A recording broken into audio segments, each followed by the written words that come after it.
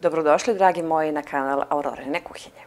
Danas pravim jedan predivan starinski kolač, jedne prhke šubarice, tako se zovu, pa ostanite sa mnom i pogledajte. Za ovaj kolač, kao što vidite, jako malo namirnica nam treba.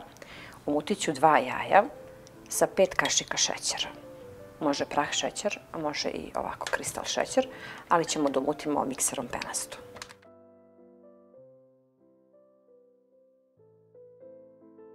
Ovdje ću da dodam puter, ovdje imam 80 grama, bio je na sobnoj temperaturi, da može lepo da se umesi, znači da bude mekan. I dodat ću brašno.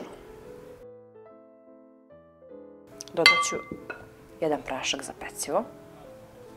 I sad je potrebno da lepo umesimo ovo testo ručno. To je sve što je potrebno za testo. Ovdje imamo oko 300 grama brašna. I sad je potrebno da umesimo lepo testo, da sjedinimo puter sa brašnom.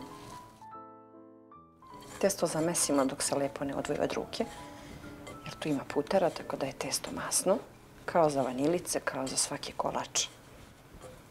Evo, testo je lepo umešeno, ne lepi se više za ruke, ostalo mi je malo brašna, znači nekih 290 grama sam potrošila. I sad ćemo na sto da razvučemo odmah ovo testo i da pravimo kolačiće. Malo brašna. I razvučemo skroz tanko da nam bude kora 3 mm otprilike debljine, znači skroz tanko. Jer ovdje ima prašak za pecivo, tako da će svakako da naraste.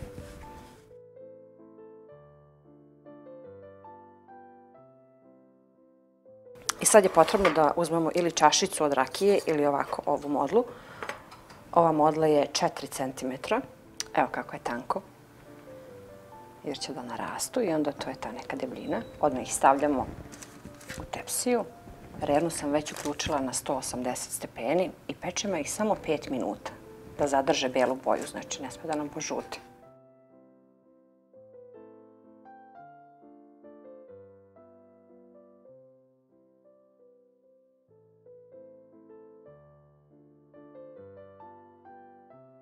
Evo, jedan pleh je gotov, baš mnogo izlazi ovih kolačića. Idu na pečenje, znači 180 stepeni, samo 5 minuta. Evo, posle samo 5 minuta, evo vidite, odozdo treba da dobiju malo žućkastu boju, a odozgo da budu beli. Evo i drugi pleh je gotov, vidite da stvarno ima dosta, ali to ćemo svakako da spajamo kao svake šubarice. Evo, probala sam da stavim malo deblje i vidite koja je to razlika.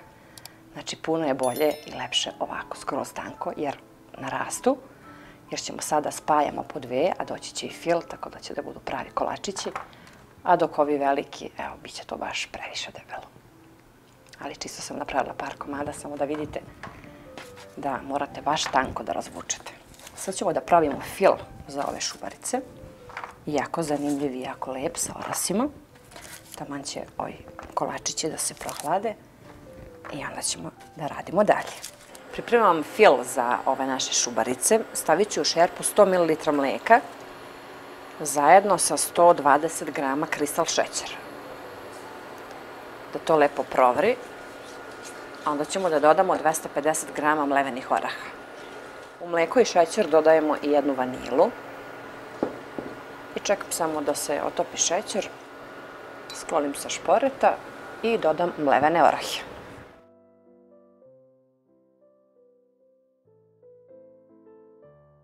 Ovdje imam 120 grama putera, to ćemo da dodamo kad se ovo skroz ohladi.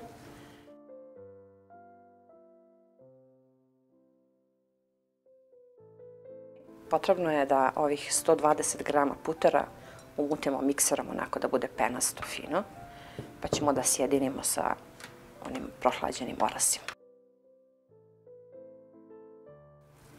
Sad ću da sjedinim orahe, znači skroz su se ohladili i stegli, zajedno sa puterom.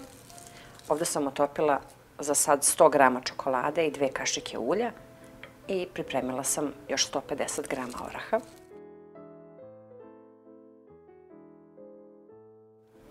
Puno je ovako lakše, jednostavnije i brže.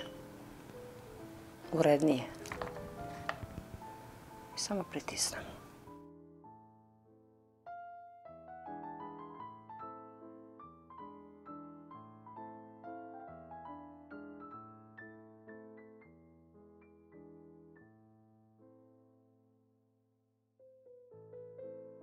Sad je potrebno da ovako sa strane samo provučemo svaki kolačić u krug, u čokoladu i onda u orahe.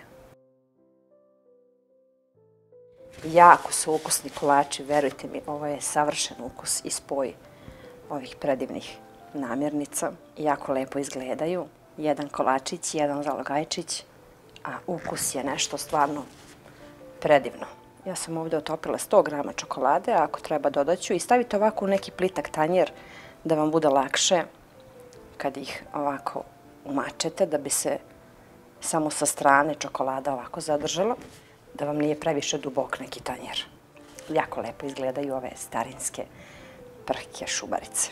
Verujte mi, ovo je puno lepše i slađe nego one prave ruske kape koje pravimo svi. Ovo je totalno nešto drugačije, a možete da pojedete baš puno jer uopšte nisu slatke. Ovo testo i sve ovo, totalno drugačiji kolač.